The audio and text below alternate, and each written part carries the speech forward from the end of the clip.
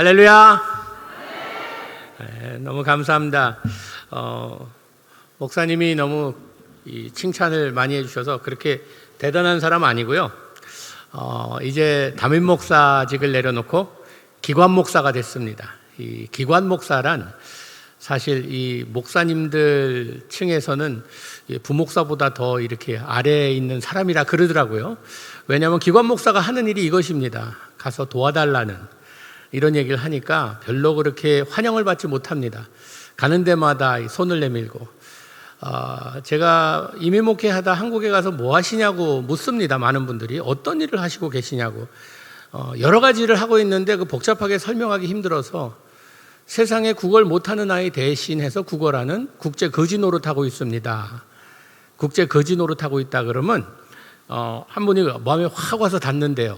국제 거지 노릇하고 있다 그러니까 이 세상에는 아직도 참 절대 빈곤에 굶주리고 하루에 한 끼도 먹기 힘든 이런 아이들이 많습니다.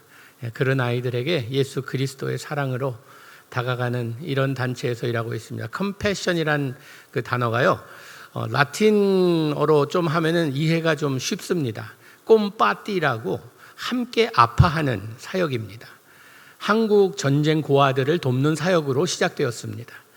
한국이 41년 동안 도움을 받고 그 이후로 지난 22년 동안 이제는 수혜국에서 후원국으로 세계에 지금 230만 아이들을 양육하는데 12나라가 29나라를 돕고 있습니다. 이 돕는 나라 중에 한 나라가 한국입니다. 미국에서 제일 많은 아이들을 230만의 한 75%를 미국에서 돕고 있고요. 두 번째로 한국입니다. 한국에서 14만 7천 명의 아이들을 1대1 후원하여 양육하고 있습니다. 그 일을 하고 있습니다. 오늘 이번에 이렇게 초대해 주셔서 너무나 감사하고 동부에 올 때마다 참 뉴욕이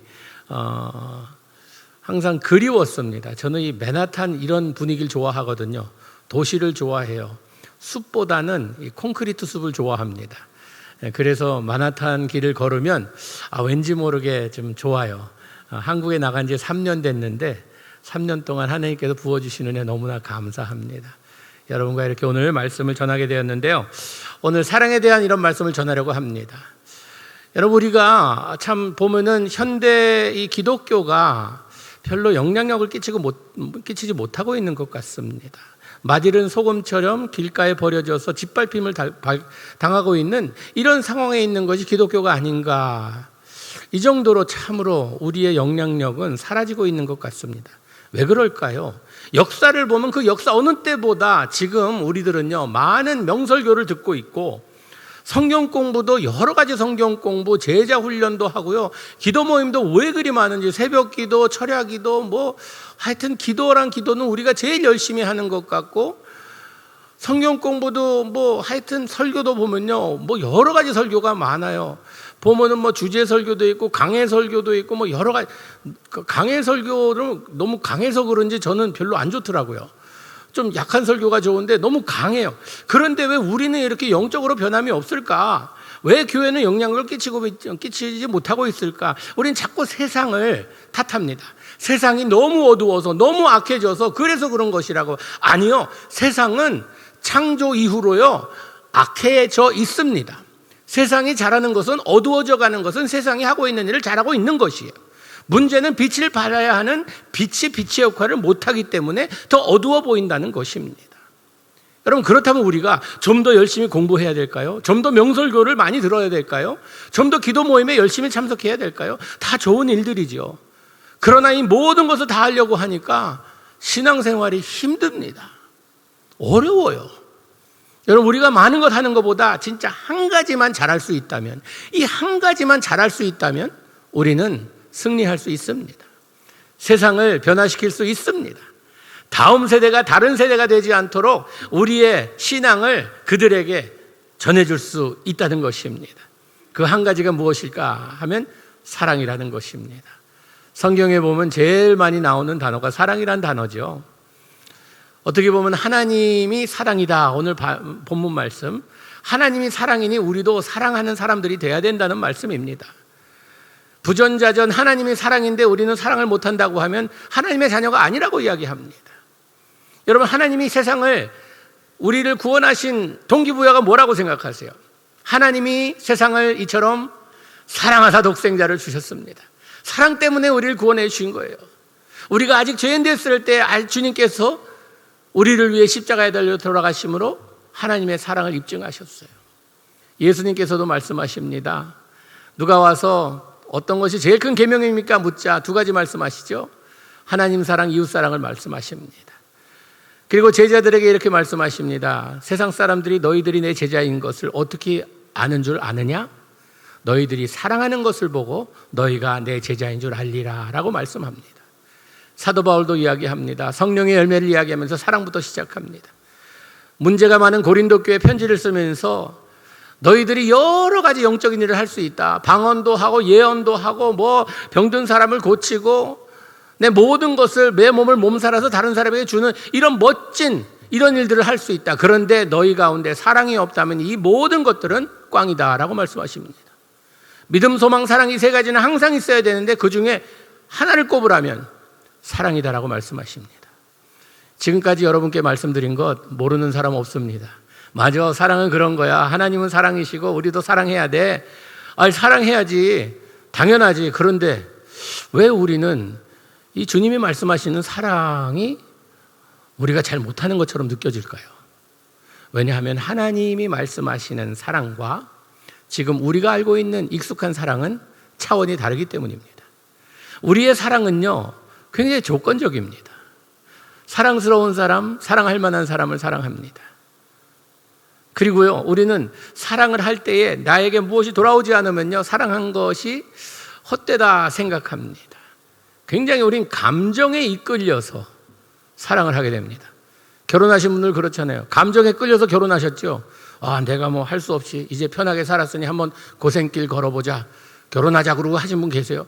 감정에 끌려서 결혼하셨잖아요. 근데 시간이 지나면서 감은 다 까먹고 정으로 살아갑니다.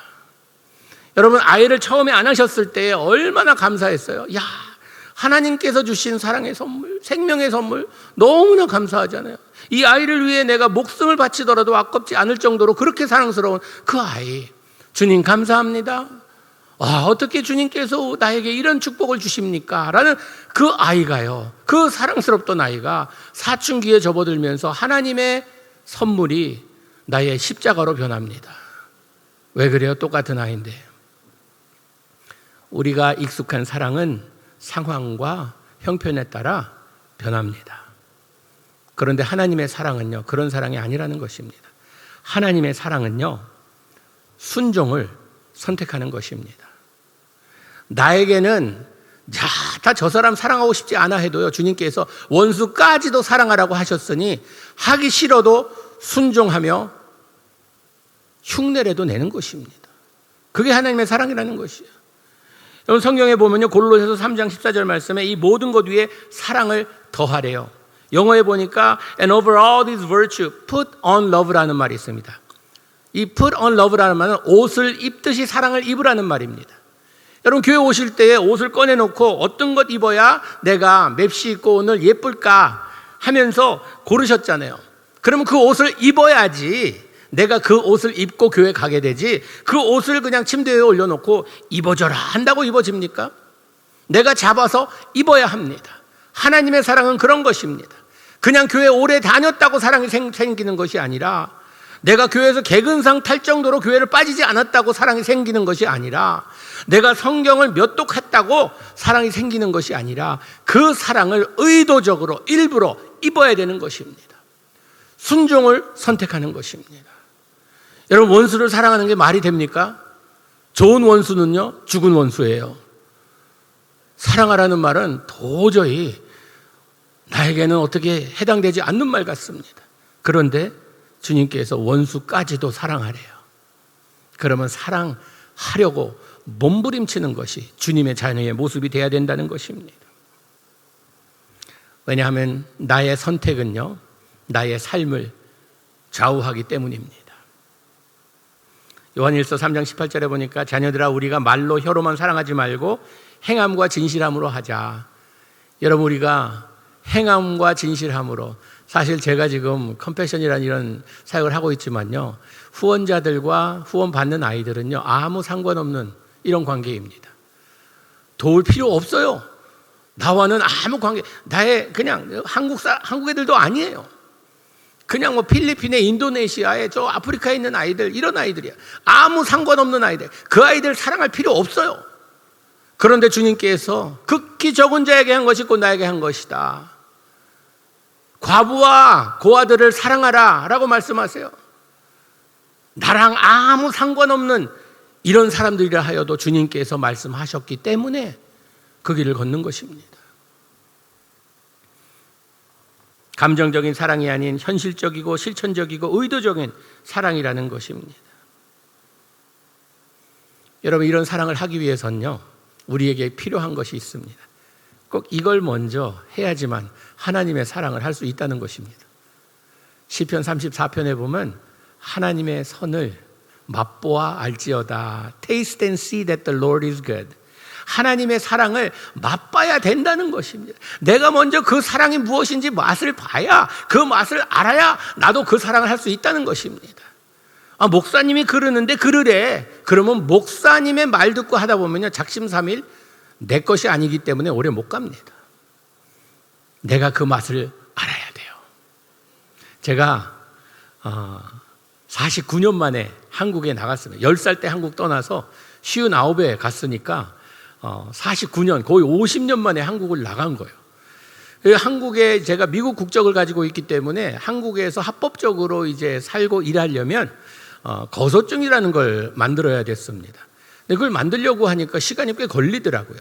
그 거소증이 없으니까 핸드폰도 그냥 인증이 안 되는 그런 심카드 넣어서 쓰는, 그리고 은행 구자도 못 열고 앞부터도 못 구하고 아무것도 못 하는 거예요. 그래서 명동에서 한 2달 동안 제가 이제 그 호텔에서 묵어야만 했습니다. 호텔에 묵다 보니까 식사를 해결해야 되잖아요. 한국에 맛집이 많다 그래서 앱을 깔았어요. 앱을 깔아서 이제 맛집을, 이게 근처에 있는 맛집을 다 찾았습니다. 5 맛집을 제가 찾아다녔습니다. 5 맛집 찾아다녔는데 3 집은 꽝이었어요. 맛이 없었어요. 그 댓글에 보니까 천국에서도 맛볼 수 없는 청국장입니다. 이렇게 나와요. 근데 꿀인내만 나고 전혀 맛이 안 나는 거예요. 2 집은 괜찮았어요. 그때 제가 깨달은 게, 다른 사람이 아무리 맛집이라 그래도 내가 먹어보고 맛집이라 그래야 맛집이지요. 다른 사람의 입맛과 내 입맛은 다르다는 것입니다. 하나님의 사랑이 그런 것입니다. 다른 사람의 간증을 통해서 하나님의 사랑이 얼마나 위대하고 대단한 것인지 내가 아무리 많이 들었다 할지라도 내가 그 사랑을 맛보지 않으면요, 이게 내 것이 아니라는 것입니다.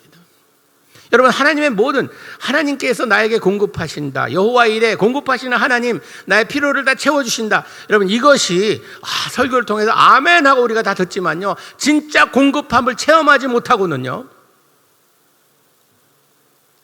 현실로 다가오지 않습니다. 저희가 첫째, 이제 아내랑 결혼하기 전에 아내가 저한테 나랑 결혼하려면 2 가지 약속을 해야 된대요. 하나는 우리 애가 있더라도 입양을 해야 된대요. 그때 제 아내가 태어나서 제가 처음 만난 여자친구였거든요. 노력은 많이 했는데 아무도 저를 좋아해 주지 않았는데 제 아내가 첫 번이었어요. 이 버스 놓치면 다음 버스 안 온다는 생각에 무조건 다 예스했어요. 입양 좋지, 해야지, 물론이지. 하나는 또 우리가 언제인지 모르지만 어렵고 불쌍한 아이들을 위해서 우리의 삶을 바치자고. 그것도 좋은 일이지, 우리가 크리스찬으로서 해야 되는 일이지, 다 오케이 했거든요. 결혼해서 이제 애가 태어나기 시작하는데 정신없이 낳습니다. 첫째, 둘째, 셋째, 넷째를요, 아내가 30 전에 다 낳아버렸어요. 놀라웠습니다. 하나님께서 그냥 이제 넷이 있으니까 입양 얘기 안 할 줄 알았어요. 근데 아내가 이제 막내가, 넷째가 한 5살쯤 되니까 입양 얘기를 꺼내는 거예요. 그래서 우리 4아이나 있는데 또 하냐 그랬더니 약속하지 않았네요. 그때 제가 몇 가지 제가 걱정 사항을 아내에게 이야기했습니다. 첫째는 둘째, 셋째 한데 이제 마지막으로 셋째 뭐를 이야기했냐 하면 돈이 없다. 한국에서 입양할 때 그때 한 거의 3만 불 들었어요. 이게 벌써 몇 년 전, 23년 전입니다. 23년 전에 3만 불이 들었어요. 은행에 3천 불도 없는데 어떻게 입양하냐고. 그때 아내가 하는 말이, 여보, 우리가 미국에 살면서 자동차 필요하면 그 론 하지 않냐고, 그 대출 받지 않냐고, 대출 받아서 이건 자동차 사는 것보다 더 소중한 일인데 왜 못하냐고, 대출 받아 하자고. 할 말이 없더라고요. 오케이, 뭐 그럼 대출 받아 하자. 그래서 입양 절차를 시작했습니다. 여러분, 하나님께서 선한 마음, 하나님께서 원하시는 그 마음, 참으로 고아들을 불쌍히 여기라는 그 마음을 품고 하는 그 마음을 그냥 두고 보지 않으시더라고요. 그냥 주님께서 공급하시라, 그냥 대출 받아서 조금 내면 되니까 뭐 저는 인간적으로 계산을 그렇게 하고 오케이, 뭐 한 몇 년 동안 이걸 물면 되겠지 하고 그렇게 생각하고 시작했는데, 아니 생각지도 않은 데서 계속 돈이 들어오는 거예요. 뭐 어디 집회를 갔는데, 거기에서 사례비라고 더 많이 주시고, 누가 우리 입양한다는 소식 듣고 특별 헌금한다고 또 돈도 주시고. 그래서 이제 한 10개월 걸렸거든요, 오는데. 딱 그 돈 낼 때 되면은 돈이 생기는 거예요. 대출받지 않는데 탁탁 생기는 거예요. 진짜 신기하다. 이게 하나님께서 공급하는 것인가? 와, 이렇게 이 속도로 나가면 우리 부자 되겠네. 그러고 야, 이거 너무 재밌다 그러고 하는데, 딱 애가 10개월 딱 왔거든요. 다 내고 딱 와서 누가 하나님한테 일렀나 봐요. 그만둬도 된다고. 딱 멈추더라고요. 신기하게 멈춰요. 와, 그래서 빚 없이 왔어요. 그러고 나니까, 야, 이거 하나님 참 진짜 오늘도 이렇게 역사하시네. 오늘도 공급하시네. 경기가 안 좋고 우리 형편을 다 아시는 하나님, 야, 멋지게 일하시네. 그렇게 한번 경험하고 났더니요, 하나님의 선하심을 맛보고 났더니 두 번째 입양할 때가 되었습니다. 그런데 두 번째 입양할 때 값이 많이 올라서 한 5만 불 든대요. 5만 불 드는데 아내하고 돈 얘기는 하지도 않았습니다. 하자! 그러고 시작했어요. 둘째도요, 진짜 기적적인 이야기, 오늘 얘기하자면 밤 너무 늦을 것 같아서 한번 경험하고 났더니 우리 하나님 진짜 멋지시고 공급하시는 하나님이구나라는 확신이 생기니까요, 이제 더 이상 우리가 세상 살면서 물질에 대한 걱정 없어도 걱정 안 하고, 있어도 좋아하지 않고, 그냥 있으나 없으나 그 비법을 안 것 같아요. 왜? 맛보고 났더니. 여러분, 하나님의 사랑을 한번 맛보세요. 하나님 사랑 맛보는 거 어렵지 않습니다. 우리는요, 한 해를 시작하면서 이번 한 해 동안 내가 더욱더 열심히 교회 출석하고 내가 말씀도 열심히 묵상하고 기도도 열심히 함으로써 주님께 더 가까이 나아가리라. 여러분이 가까이 나아가지 않아도요, 주님께서는 벌써 가까이 와 계십니다. 여러분 손을 잡은 거 절대로 나는 네 손 안 놓을 거야. 네가 뿌리치려고 할지라도 난 절대 안 놓을 거야 라고 주님께서 말씀하십니다. 그 사랑을 믿기만 하면 돼요. 나를 버리지 않는다. 우린 조금만 어려우면 하나님 나 버리셨나? 날 잊으셨나? 나한테 왜 이러세요? 도대체 왜 다른 사람, 못된 사람들은 그 잘 되는데 나한테는 왜 이러시는 거예요? 여러분, 주님께서 성경에 이런 말씀이 있죠. 내가 사망의 음침한 골짜기를 다닐지라도. 사망의 음침한 골짜기가 어떤 곳입니까? 무시무시한 곳이죠. 음침한 골짜기예요. 근데 골짜기는 어떤 곳인지 아세요? 산과 산 사이에 이 아랫부분이 골짜기입니다. 모든 산의 영양소는 골짜기로 흐릅니다. 골짜기의 시간이 우리가 성장할 수 있는 최고의 기회라는 것입니다. 어렵고 힘든 이런 삶 가운데서 우리가 주님을 부르짖습니다. 제가 필리핀에 갔는데 컴패션이 73년 동안을 이제 계속해서 세계 아이들을 돕다 보니까 졸업생들이 계속 나오고 있습니다.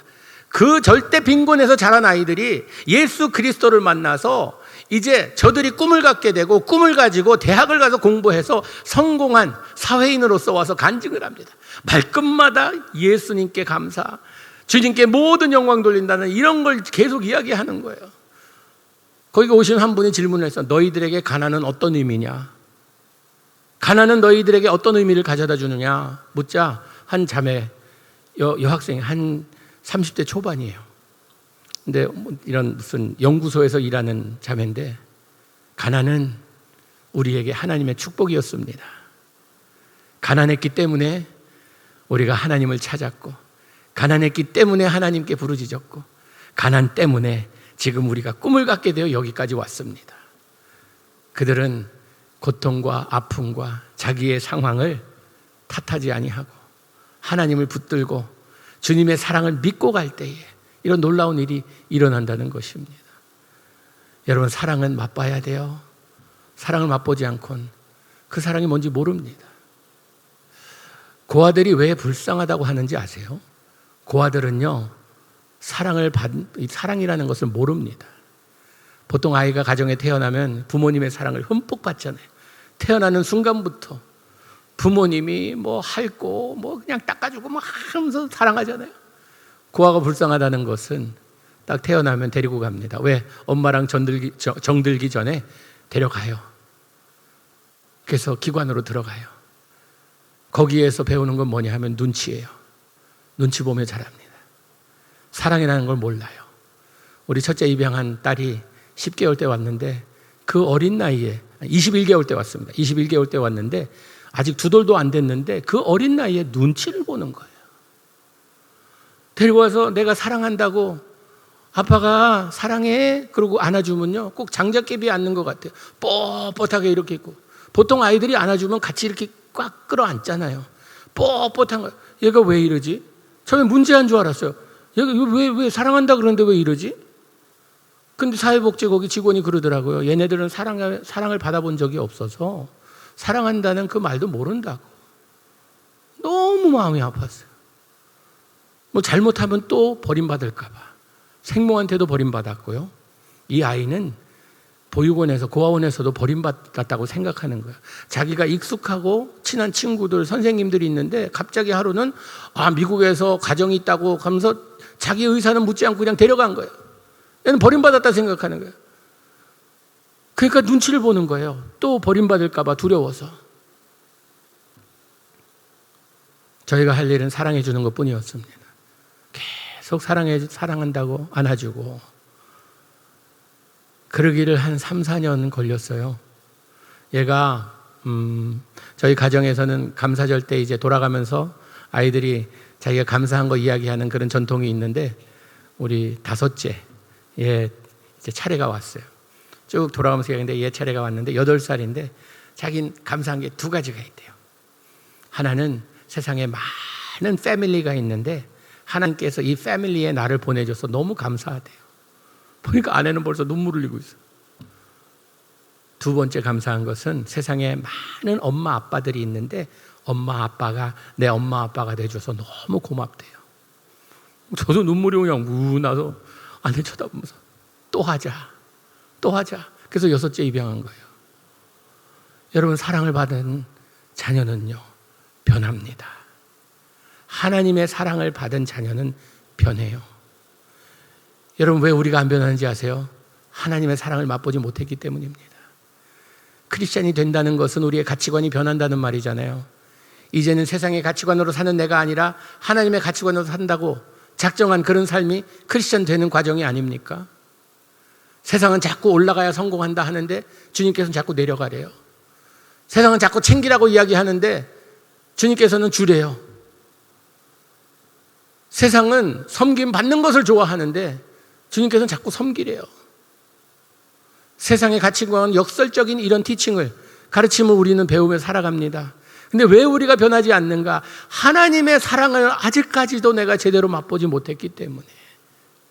이 사랑을 한번 맛보고 나면요, 이거보다 더 좋은 거 없습니다. 우리 하나님 멋지신 분이세요. 많은 분들이 목사님 초대교회, 그 대형교회 자리를 내려놓고 참 고생 많으십니다. 얼마나 힘드세요? 후회 안 되세요? 이런 질문합니다. 후회 안 됩니다. 아쉽긴 해요.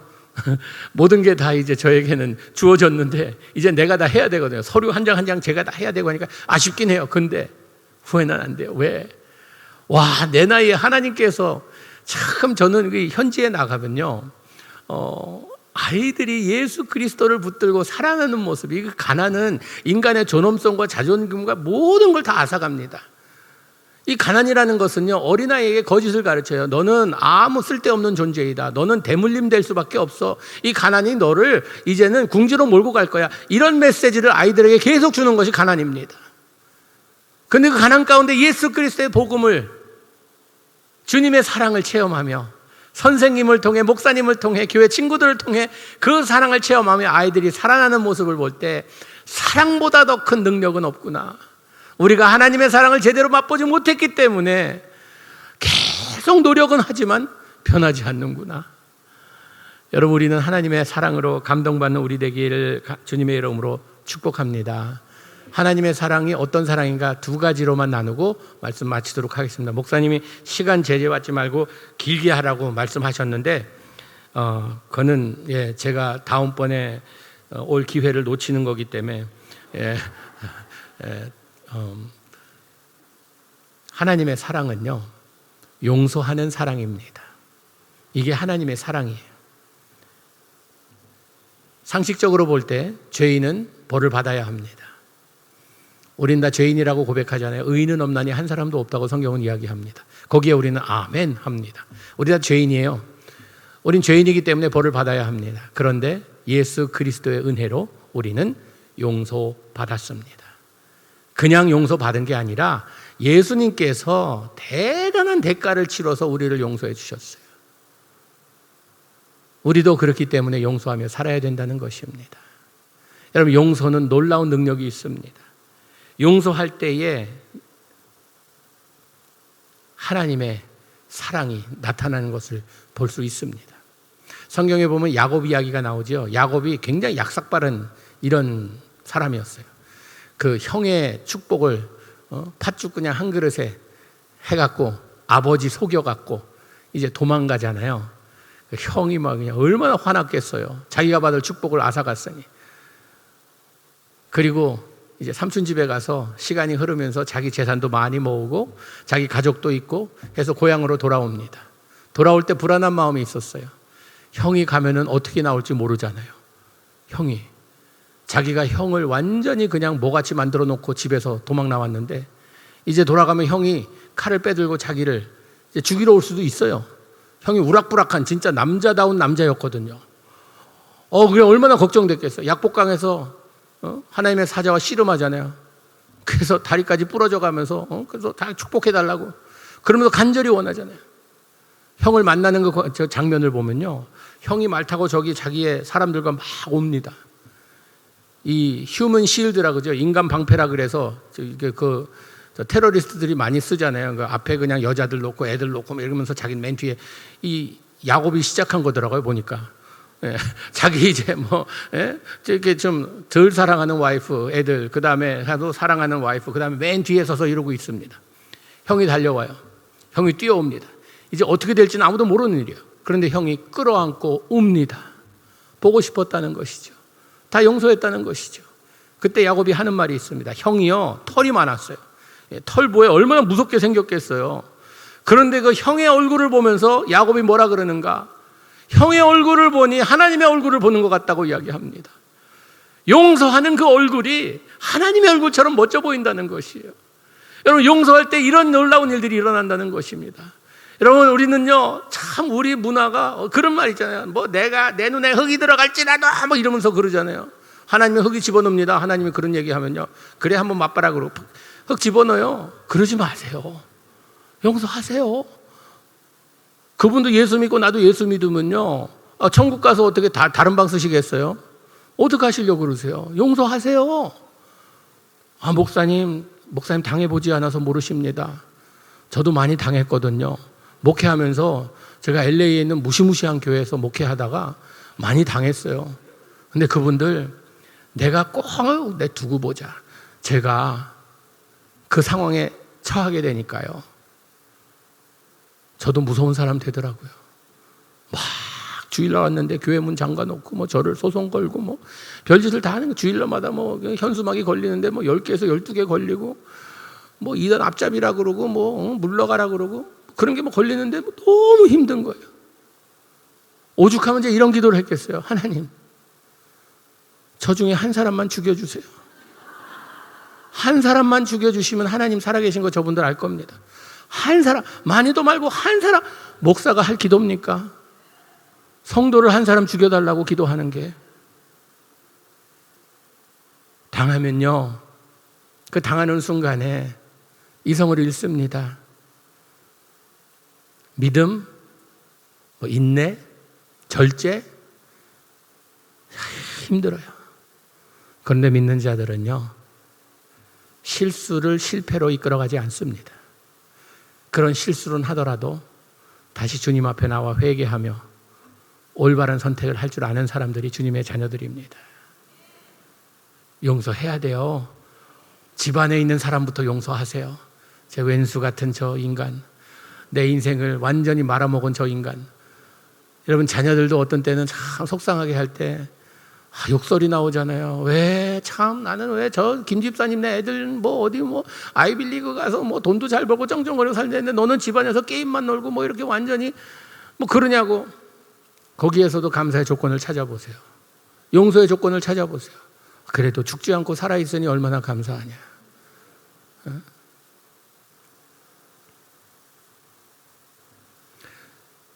저희 아버님이 목회를 하시면서 옛날 분들은 다 그러셨죠. 굉장히 아주 말씀대로. 그래서 구약에 보면 매를 아끼는 자는 자식을 버리나니라는 이런 말씀을 이제 확실히 지키시기 위해서 매를 아끼지 아니하셨어요. 제가 매를 많이 맞고 자랐습니다. 어려서 매 맞는 기억밖에 없어요.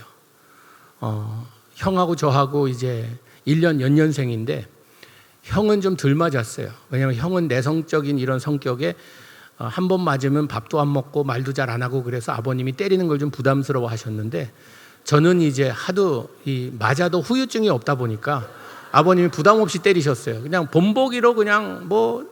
근데 가만 생각해보면 제가 맞을 짓을 많이 했어요. 제가 청주에서 이제 8살 때까지 살았는데 청주 아버님 목회하실 때 그때만 해도 그냥 시골이었죠. 다람쥐가 딱 나타난 거예요. 형하고 같이 이렇게 저희 친형 아니라 교회 어느 좀 나이 많으신 형인데 같이 놀고 있는데 다람쥐 나타났다고 뭐 잡을 거 갖고 오래요. 뭘 갖고 오지 그런 생각하다 보니까 교회에 그 헌금 바구니가 이렇게 잠자리채처럼 생기고 옛날엔 막대기까지 이렇게 달려갔고요. 헌금 거둘 때 그게 딱 그래서 그 2개 갖고 나와서 잠자리 잡다 아버지한테 걸려갖고 진짜 그날 나 주님 만나는 줄 알았어요. 그 거룩한 것을 뭐 그런다 그래갖고 하여튼 뭐 그랬어요. 그래서 저는 아버지 하면은 무서운 분, 아버지 하면은 가정을 제대로 챙기지 않는 분. 제가 아버지랑 놀아본 적이 없어요. 한 번 기억에 낚시를 가르쳐준다고 갔다가 욕만 하여튼 직사게 먹고 왔어요. 이걸 딱 던지고 기다려야 되잖아요. 물 때까지. 근데 저는 한 5초 지나면 이걸 감아야 돼요. 가만 보니까 제가 요즘 말하는 그 뭐 ADHD 그런 게 있었나 봐요. 막 해서 없으면 그 몇 번 하다가 아버님 기다리라 그러는데 안 기다린다고. 남자가 인내하는 그게 없다고 그러면서 또 그때 막 한참 혼나고 집에 들어오고. 그래서 아버지 하면요, 무섭고 재미없고 아버지 역할을 제대로 안 하는 이런 분. 항상 저는 그게 불만이었어요. 아버지에 대한. 그러면서 자랐어요. 아버지 보고 싶으면 일 저지르면 돼요. 그러면 가서 이렇게 손 들고 아버지 옆에서 한 2시간 동안 손 들고 있으면 아버지 그냥 뭐 글 쓰시고 뭐 설교 준비하실 때 옆에서 서 있고 아버지 보는 게 그거였어요. 아니면 주일날 예배 드릴 때 저 강단 위에 서 계신 아버님 뵈든지. 그건 쭉 자랐는데 아버님 은퇴하시고 칠순이 되셨어요. 형하고 여동생하고 셋이서 우리 아버지 잔치 차려드리자. 사실 제 마음에 아버지가 우리에게 해준 게 뭐가 있다고 뭐 잔치 해드려 뭐 그런 마음이었는데 또 그렇잖아요. 아버님 또 그 체면도 있으시고 해서 해드렸어요. 잘 해드렸어요. 그 이제 다 손님들 가시고 가족만 남았어요. 아버지가 가족들 모이래요. 다 오래요. 또 무슨 말씀하시려고 저러시나. 갔죠. 그러더니 아버님이 할 얘기가 있으시죠. 내가 40년 목회하면서 하나님 앞에 부끄러움 없는 목회하려고 몸부림쳤다. 참 거짓 없이 또 이런 뭐 스캔들이나 문제 없이 잘 끝나게 해달라고 기도하면서 이 모든 기도 하나님께서 주셔서 너무나 감사하다. 그런데 한 가지 내가 후회되는 게 있구나. 그러시더니 아버님이 내가 너희들에게 좋은 아빠가 못해줘서 너무 미안하구나. 이 한마디예요. 아버님 그 한마디에 여기 꽉 맺었던 그것이요 뻥 뚫리는 듯한 그 형 보니까 형은 벌써 뭐 눈물 줄 흘리고 있고, 저도 그냥 우는 거 보이기 싫어서 고개 돌렸는데 눈물이 끊이지가 않는 거예요. 아버지의 그 한마디, 용서해달라는 그 한마디가, 잘못했다는 그 한마디가. 여러분, 우리도 하나님 앞에서 우리의 잘못을 아랠 때 지옥 백성에서 천국 백성으로 만들어 주셨잖아요. 그런 놀라운 능력이 있습니다. 이게 하나님의 사랑이에요. 하나님의 사랑은요, 우리를 바꿔놓습니다. 지금도 늦지 않았어요. 여러분, 용서할 사람 있으면 용서하시고요, 용서를 구할 사람 있으면 용서 구하세요. 경상도 남자라고 나는 그런 거 안 해, 경상도 사나이는 그런 거 하는 거 아니야. 아니, 해보세요. 놀라운 일이 일어납니다. 너무 늦었어? 아니요, 늦지 않습니다. 뭐 갑자기 안 하던 그런 뭐 이렇게 잘못했다고 남편이 아내한테 그러면 저 사람 죽을 때 다 됐나 또 이런 얘기하고 그러지 마시고요. 입술에 침이나 바르고 얘기하라 그러면 바르고 또 하세요. 베드로전서 4장 8절에 무엇보다도 뜨겁게 서로 사랑할지니 사랑은 허다한 죄를 덮느니라. 여러분, 다른 사람의 잘못을 쪽집게처럼 그냥 하여튼 뭐 다른 사람이 안 보이는 거 내가 막 보여갖고 저 사람의 약점을 잘 잡아내는 이거 영적인 은사라고 착각하는 분들이 계세요. 그 은사 아닙니다. 하지 마세요. 성경에서는요, 사랑하고 용서하라는 이거 말고는 다른 거 없어요. 너희가 어떤 사람이 뭐 이렇게 뭐 나쁜 짓 했는지 잘 골라, 이거 아니라는 것입니다. 하나님의 향한 나의 사랑, 그 사랑은요, 하나님이 용서해 주셨기 때문에 그 사랑이 시작된 것입니다. 우리도 용서하고 또 용서받고 사세요. 가정에서부터 한번 시작해 보세요. 너무 오래 골이 깊어져서 이게 이게 그래도 하세요. 하나님의 능력을 믿고 하세요. 능력 주시는 자 안에서 모든 것을 할 수 있느니라 하신 말씀처럼. 여러분, 우리는 가끔 하나님께 용서를 구할 때 염치 없다 생각되지 않으세요? 지금 나도 참 벼룩이도 낯짝이 있지, 내가 지금 똑같은 죄로 몇 번이나 용서해달라고 이렇게, 이것도 기도하기도 좀 쑥스러울 때가 있어요. 그렇죠? 이거 맨날 똑같은 죄 그냥 짓고 와서 또 용서해달라, 또 용서해달라. 저는 베드로한테 너무 감사한 게요, 베드로가 예수님께 질문을 합니다. 형제가 나에게 죄를 범하면 내가 7번까지 용서해 주면 되겠습니까? 베드로는 칭찬받을 줄 알았어요. 3번인데 원래는 법적으로 7번이라고 이야기하니까, 너 통크구나, 확실히 너는 수제자구나, 베드로구나, 그럴 줄 알았는데 예수님께서 7번이 아니라 7번씩 70번이라도, 7자가 완벽의 숫자잖아요, 끝없이 용서해 주라는 것입니다. 예수님의 입으로 직접 말씀하셨어요. 똑같은 죄를 할지라도 끝없이 용서해 주라는 것입니다. 그런데 여러분, 진정된 이 하나님께 용서를 구할 때는요, 제가 회개가 그냥 쉽게 생각했어요. 하나님, I'm sorry. 오케이? sorry. 그러면 된 줄 알았어요. 그런데 제가 진짜 마음 깊은 곳에서 이게 용서를 구할 때는 얼마나 힘든지, 제가 아버님한테 한번 큰 상처를 드린 적이 있어요. 아버님, 제가 이제 결혼 문제를 두고 아버님이 반대하시는데 제 아내가 입양인입니다. 그래서 아버님이 안 된대요. 제가 아버님한테, 아버님 목사 맞냐고, 크리스찬 맞냐고, 하나님께서 우리를 입양해 주셨다고 성경에 기록했는데, 아니 입양인이 뭐가, 우리 한국 사람은 뭐 혈통 뭐 이래서, 아니 우리 다 아담과 하와의 후손들인데 그리 대단하다고 그러시냐. 아버님한테 막 그러면서, 아버지 크리스찬도 위선자라고, 어디 이중인격자라고 이러면서 아버지한테 그랬어요. 아버님이 굉장한 상처를 받으셨나 봐요. 그날이 수요일이었어요. 아버님이 수요 예배 가서 설교하셔야 되는데 방에서 안 나오시는 거야. 누우셨대요. 자리 깔고. 어머니 말로는. 그러면서 저희 아버님의 목회 철학은요, 강대상에서 돌아가시는 거예요. 아파도 교회 나가세요. 교회 가서 아프시고, 강대상에서 나는 설교하다가 죽는 게 나의 소원이라고. 그래서 아버지 제발 그런 말 하지 말라. 아버지만 생각하냐고. 교인들이 담임 목사가 설교하다가 꼬꾸라져 죽으면은 강대상 쳐다볼 때마다 죽은 목사 기억하고 그 은혜가 되겠냐고 막 그랬는데, 그날 아버지가 교회를 안 나가시는 거예요. 어머니가 장로님한테 연락해서 오늘 좀 몸이 안 좋아서 이제 뭐 부목사님이 이제 좀 하도록 그렇게 연락을 하신 거예요. 제 마음에 내가 무슨 짓을 한 거야. 강대상에서 돌아가시기를 원하시는 아버님이 교회를 안 가신다고. 너무 밤새 잠을 못 잤어요. 그 다음날 일어나서 아버님 서재에 들어가서 아버님 제가 잘못했습니다. 이 한마디 하고 나오려고 그랬어요. 딱 들어갔는데 아버님 그 입이 안 떨어지는 거예요. 잘못했습니다. 입이 안 떨어지는 거예요. 뭐 그냥 콧물도 나고 막 그러면서 그때 제가 깨달은 게 진정된 회개는 너무나도 힘든 것이구나. 너무나도 힘든 것이구나.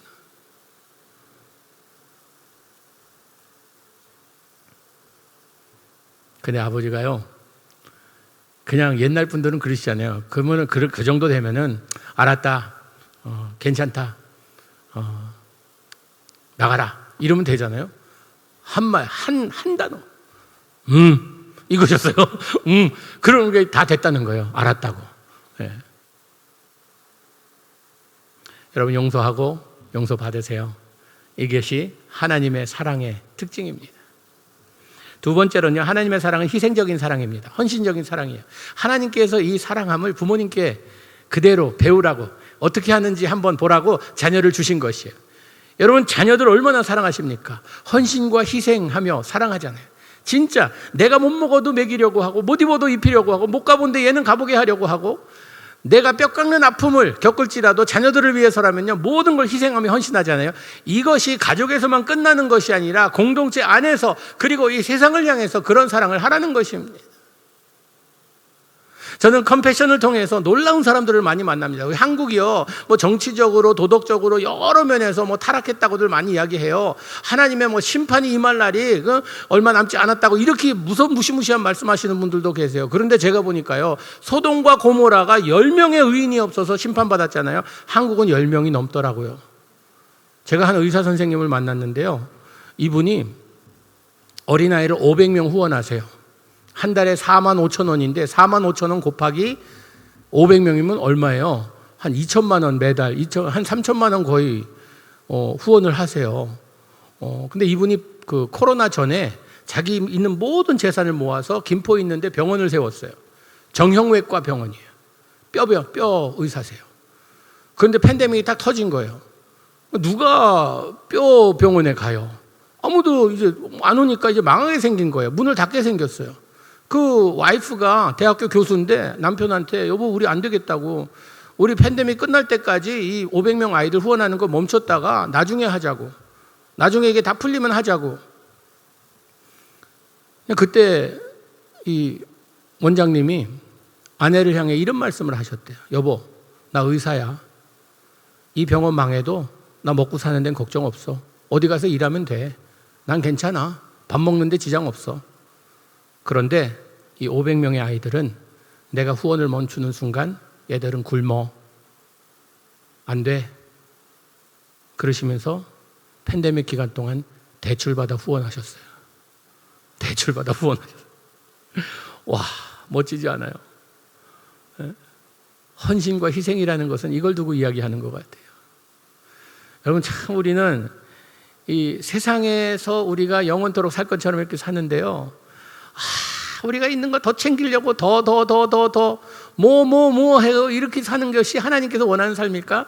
여러분 너무 이 교회도 참 멋지게 이렇게 졌잖아요.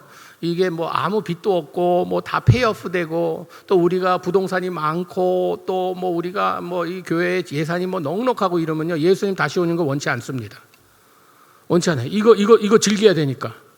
누가 예수님 오는 거 제일 기다리고 원하는지 아세요? 빚더미에 앉은 분들이. 주여 오늘 오셔도 됩니다.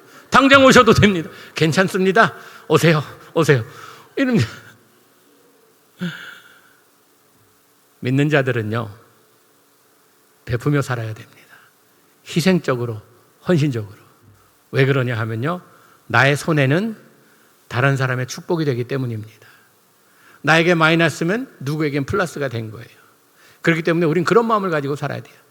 내가 희생하고 헌신하고 그럴 때에 누군가가 나의 희생과 헌신을 통해 축복을 받는다는 그 믿음을 가지고 사는 거예요.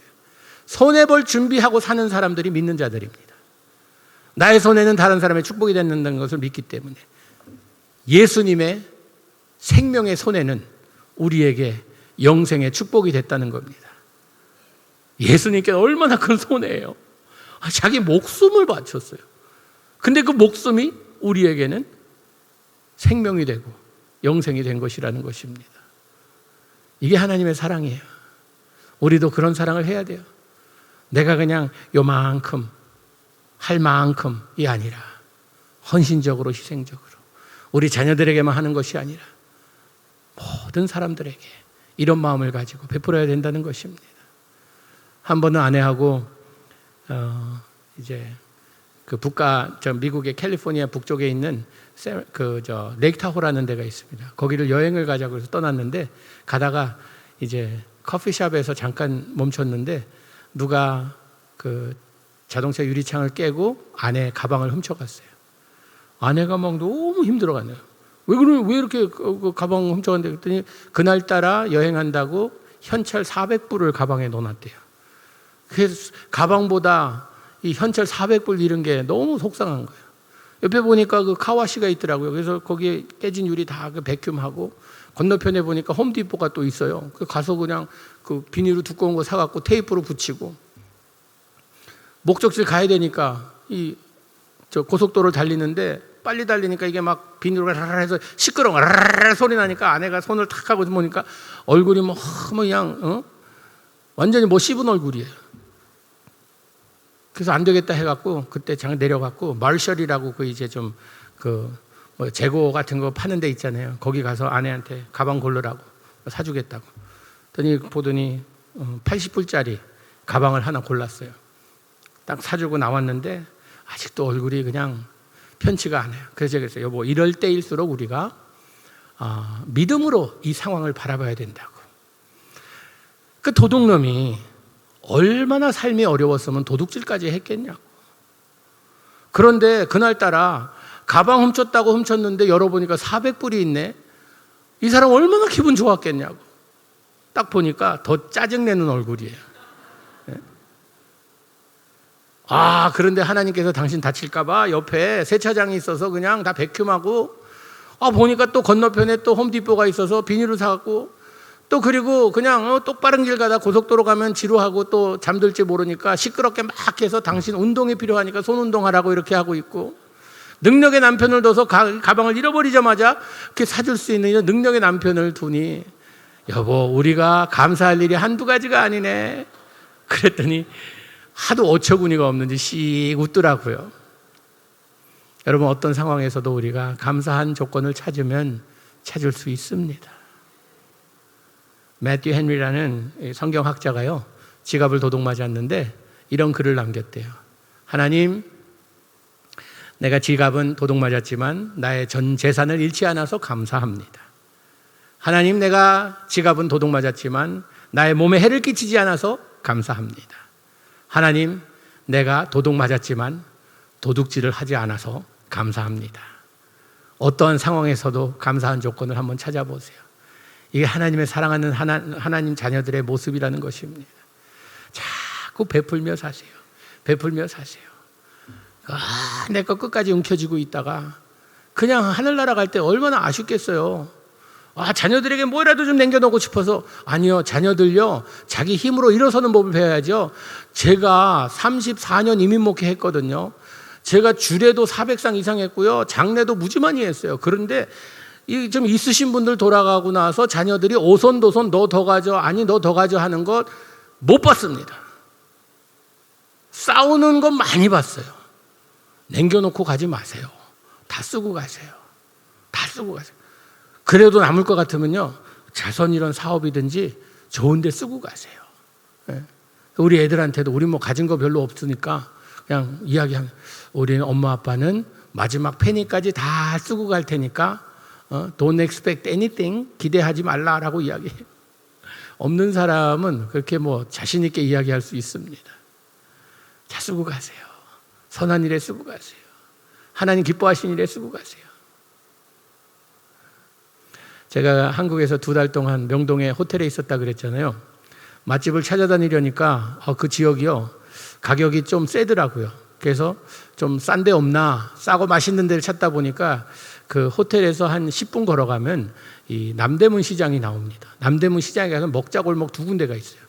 이 칼치골목이 있고요, 칼국수 골목이 있습니다. 이 칼치골목은 그래도 식당같이 이렇게 보이는데, 이 칼국수 골목은요, 딱 들여다보면은 그냥 이 골목이에요. 골목에 그냥 위에 뭐 이렇게 지붕 같은 거 씌워놓고 플라스틱 의자 쫙 놓고, 거기 이제 그 집들이, 가게들이 쭉 있는데, 이게 보면은 물이 어디서 나오는지도 모르겠어요. 보면 되게 더러워요. 그런데 맛은 더럽게 맛있어요. 그래서 거기를 자주 갔어요. 거기에 3가지를 주고 8,000원이에요. 칼국수하고 보리밥하고 냉면 주고 8,000원이에요. 너무 착해요. 자주 갔어요. 거기 가서 먹었는데, 한 번은 이제 밥 먹으러 점심때 딱 갔는데 좀 일찍 갔어요. 근데 들어가 보니까 제가 딱 앉는 거기, 제가 단골인 그 집에 가서 앉으려고 하다 보니까 어느 외국인 젊은 부부가 이제 남자 여자가 앉아 있는 거예요.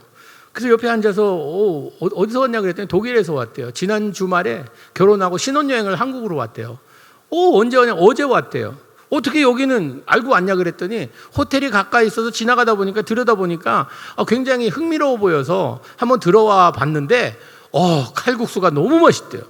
칼국수가 이 나이프 누들이라고 뭐 그러면서 너무 맛있다 그러면서 그래서 이 얘기저기 막 한참 하다가 제가 거기 주인 아주머니한테 물었어요. 이분들 얼마어치 먹었냐고. 18,000원어치 먹었대요. 제가 내주겠다고. 그랬더니 그 아주머니가 놀라면서 이분들 아니에요. 그래서 아니 지금 처음 만났다 그랬더니 자기가 몇십 년 장사하면서 모르는 사람 돈 내주는 거 처음 봤대요. 그래서 와 대단하네요 아저씨. 저한테 아저씨래요. 나보다 나이 많아 보이던데 아저씨래요. 예, 그래서 이 2분한테, 독일 분한테 내가 돈 냈으니까 한국 즐기라고, 엔조이 코리아 그랬더니 자기들 돈 있대요. 그래서 안다고. 그런데 내가 한국에서의 좋은 경험을 위해서 당신들에게 선물하는 거니까 엔조이 그랬더니 너무 좋아하면서 저한테 이렇게 묻는 거예요. 한국 사람들이 다 너 같냐요. 그래서 만약에 그렇지 않은 사람들 만나면 좀 오늘 기억하고 용서해 주라고. 그러고 이제 이야기하고 있는데 갑자기 옆에 이제 중년 어느 아저씨가 벌떡 일어나더니 막 기립박수 치는 거예요. 멋있어 멋있어 그러면서, 요즘 보기 드문 장면이라 그러면서 막 박수 치는 거예요. 너무 멋있다고. 여러분 18,000원으로 4명이 감동을 받더라고요. 이만큼 사랑이 메마른 세상에 살고 있습니다. 사랑 결핍증에 걸린 사람들도 가득한 세상에 살고 있습니다. 우리가 다시 일어서기 위해선 사랑이 회복되어야 합니다. 사랑 없이는 아무것도 아니에요. 우리가 잠깐 반짝하는 요거밖에 안 된다는 것입니다. 그리스도가 나를 사랑해 주듯이 나도 사랑하며 용서하며 헌신하며 희생할 때에 다시 일어나는 기쁨이 있다는 것입니다. 이번 주제가 모든 세대가 일어나자는 거잖아요. 여러분 건강한 교회는 젊은이들이 많다고 그 교회가 건강한 게 아닙니다. 모든 세대가 다 있어야 돼요. 할머니 할아버지부터 시작해서 1세대, 2세대, 3세대, 4세대 쭉 같이 골고루 있어야지 건강한 교회죠. 한 세대만 많다, 젊은이들이 여기는 차고 넘친다, 그 젊은이들이 차고 넘치는 것을 건강이라고 이야기할 수는 없습니다. 그들의 육적으로는 건강할 수 있겠죠. 건강한 교회는요, 온 세대가, 모든 세대가 함께 일어나 하나님의 사랑을, 이 사랑이 메마른 우리 세상에, 이 뉴욕 지역에, 여기 보면요 뉴욕이 좀 험하다고 많은 분들이, 그렇게 원래 뉘앙스가 그렇잖아요. 뉴요커라 그러면은 좀 이렇게 험하게 말하고, 아마 세종대왕이 져준 이름 같아요. 새로운 욕을 잘 단다 그래서 뉴욕이라 그러는지, 그래서 그런지 그렇잖아요. 그런데 여기에서 뉴욕이 아니야, 뉴사랑을, 뉴사랑을, 뉴장에서 뉴사랑을 이 지역에 멋지게 보여주는 이런 아름다운 교회가 되기를 주님의 이름으로 축복합니다. 기도하시겠습니다.